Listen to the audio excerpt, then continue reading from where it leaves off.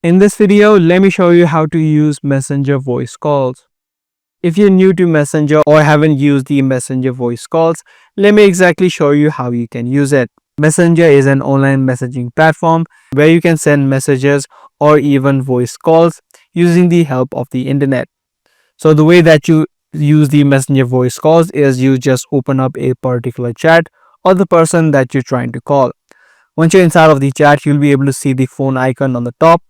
Once you tap on this option, the voice call will immediately start. Make sure your internet connection is on or your Wi-Fi is on your phone, and to be able to connect with the other person also must have their Wi-Fi turned on. Only then the messenger will be connected and you'll be able to call with them inside of Messenger. If this is your first time using the voice call, you may need to turn on or give the permission of your microphone using on your phone. So that's the way to do it. That's the way that you use the Messenger voice calls. If this video did help you out, be sure to subscribe and also make sure to give this video a thumbs up. That's gonna be all for this one. I'll see you in the next video.